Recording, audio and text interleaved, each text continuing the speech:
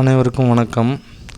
இன்றைக்கி நம்ம rich dad poor dad, அதாவது பணக்கார தந்தை மற்றும் ஏழை தந்தை அந்த புத்தகத்துலேருந்து நம்ம வாழ்க்கைக்கு தேவையான முக்கியமான சில விஷயங்களை தான் நான் உங்களுக்கு பகிர்ந்துக்க போகிறேன். இதில் ஃபஸ்ட்டு பார்த்திங்கன்னா ராபர்ட் கியோசகி அவர் தான் இந்த புத்தகத்துடைய ஆசிரியர்.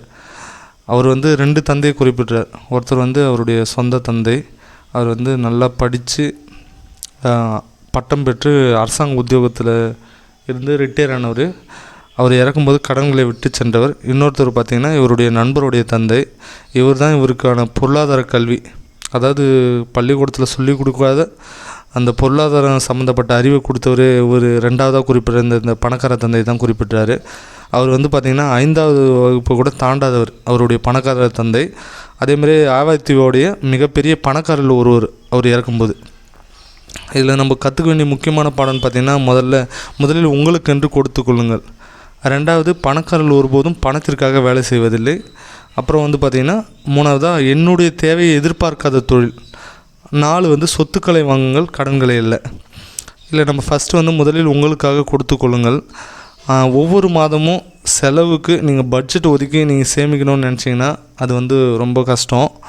என்னென்னா நீங்கள் ஒரு 10,000 வாங்குறீங்க, உங்கள் செலவு போக இந்த மாதம் எக்ஸ்ட்ரா ஏதோ ஒரு கல்யாணமாக இருக்கலாம், இல்லை ஒரு காது குத்தில் இருக்கலாம். நீங்கள் வாங்குகிற 10,000த்தில் எப்பயுமே 2,000 எடுத்து உங்கள் சேமிப்புக்குன்னு வைக்கிறீங்கன்னா இந்த மாதம் செலவு நிறைய இருக்குது அப்படின்ட்டு பட்ஜெட் போட்டுட்டு ஒரு 1,000 ரூபா மட்டும் எடுத்து வைக்கக்கூடாது. முதல்ல உங்களுக்குன்னு கொடுத்துக்கணும். உங்கள் எதிர்காலத்துக்காக நீங்கள் முதல்ல 2,000 ரூபானா ஃபஸ்ட்டு அதை எடுத்து வச்சிடணும்.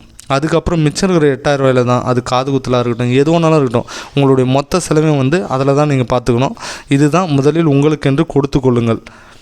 அதேமாதிரியே பார்த்திங்கன்னா பணக்காரர்கள் ஒருபோதும் பணத்திற்காக வேலை செய்வதில்லை. இப்போது பணக்காரங்க யாருமே பார்த்திங்கன்னா யாரோ ஒருத்தவங்ககிட்ட போயிட்டு பணத்துக்காக அவங்களுடைய நேரத்தை வீணாக்கிட்டு அதுக்காக அவங்க வேலை செய்கிறதில்ல. அவங்களுடைய வேல்யூ என்னென்னா, பணத்தை நம்ம இன்வெஸ்ட்மெண்ட் பண்ணுறோம், நமக்கு கீழே ஆள் இருப்பாங்க, அவங்க நமக்காக சம்பாரித்து கொடுப்பாங்க. இதுதான் பணக்காரர்களுடைய மெயினான விஷயம். நம்மளை மாதிரி ஏழைகள் தான் பார்த்திங்கன்னா நம்ம நேரத்தை யாரோ ஒருத்தவங்களோட பணக்காராக்கிறதுக்காக நம்ம நேரத்தை செலவழித்து, அதாவது நம்மளுடைய டைம் பார்த்திங்கன்னா ஒரு நாள் லீவ் போட்டிங்கன்னா உங்களுக்கு ஒரு நாள் சம்பளம் கம்மி. அதாவது லேபராக இருந்தீங்கன்னா நான் சொல்கிறேன். அதுவே நீங்கள் ஒரு இடத்துக்கு வேலைக்கு போகிறீங்க, மாதத்துக்கு ஒரு லீவ் 2 லீவ் நார்மலாக எடுக்கலாம். அதுக்கு மேலே போகும்போது உங்களுடைய சம்பளம் கட் பண்ணுவாங்க. இதில் கேஷ் ஃப்ளோ குவாட்ரண்ட், இதில் முதல்ல வர 2 விஷயம் மிடில் கிளாஸ் ஃபேமிலி, அதாவது மிடில் கிளாஸ் நம்மள மாதிரி ஆட்களுக்கு வரும். Employee, self employee. எம்ப்ளாயி பார்த்திங்கன்னா யாரோ ஒருத்தவங்க கீழே வேலை செய்கிறவங்க. செல்ஃப் எம்ப்ளாயி அவங்களே அவங்களுக்காக வேலை செய்கிறவங்க. அதாவது ஏதோ ஒரு பிஸ்னஸ் உருவாக்கியிருப்பாங்க. இப்போது உதாரணத்துக்கு பார்த்திங்கன்னா ஒரு சின்ன பொட்டி கடை நடத்துகிறவங்களா கூட இருக்கட்டும். அவங்க வெளியூருக்கு போக முடியாது, எதுவுமே பண்ண முடியாது. அது செல்ஃப் எம்ப்ளாயில் இருக்கலாம். எம்ப்ளாயின்றவங்க யாரோ ஒருத்தவங்க ஆரம்பிக்கப்பட்ட ஏதோ ஒரு நிறுவனத்தில் ஒரு வேலையாளாக இருப்பாங்க. பிஸ்னஸ்மேன் ஒரு சிஸ்டத்தை உருவாக்கிடுவார்.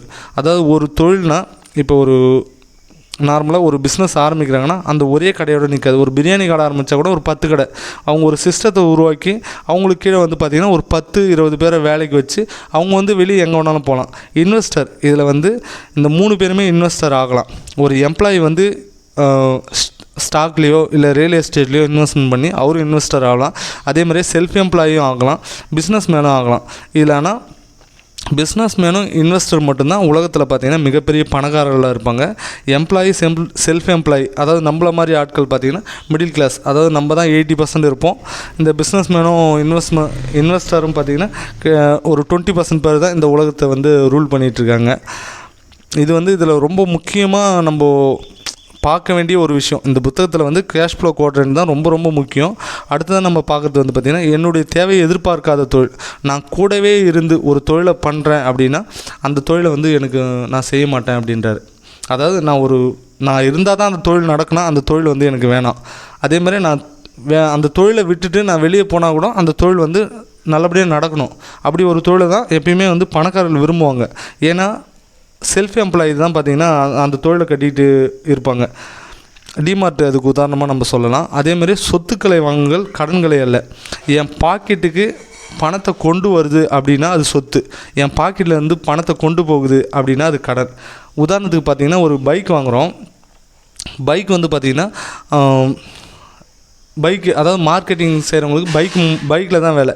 அது மூலிமா வருமானம் வருதுன்னா அது வந்து உங்களுக்கு ஒரு சொத்து. ஒரு பைக்குன்றது ஒரு சொத்து. அதுவே நான் ரிச்சாக எப்படி சொல்கிறது, இந்த 1.5 லட்சம் இல்லை 2 லட்சத்துக்கு ஒரு டியூ போட்டு நான் வாங்குறேன்னா அது வந்து எனக்கு கடன். மாதம் அதுக்கு நான் டியூ கட்டணும். அது இல்லாமல் அதுக்கு மெயின்டெனன்ஸ் சார்ஜஸ் வேறு அதிகமாகும். அது மூலிமா எனக்கு எந்த ஒரு வருமானமும் வரப்போகிறது கிடையாது.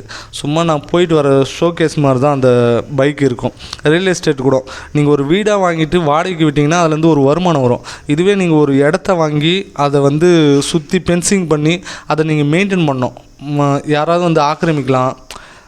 ரியல் எஸ்டேட்டு கூட பார்த்திங்கன்னா என்னை பொறுத்த வரைக்கும் சொத்துன்றதை விட அதுவும் ஒரு கடன் தான். எப்பயுமே சொத்துக்களை வாங்குங்க, கடன்களை வாங்காதீங்க. நம்மள மாதிரி மிடில் கிளாஸ் ஃபேமிலி எல்லாமே பார்த்திங்கன்னா சொத்துன்னு நினச்சிட்டு கடனை தான் வாங்கி வைக்கிறோம். டிவியாக இருக்கட்டும் எல்லாமே பார்த்திங்கன்னா அது நமக்கு வேணால் சொத்து கிடையாது.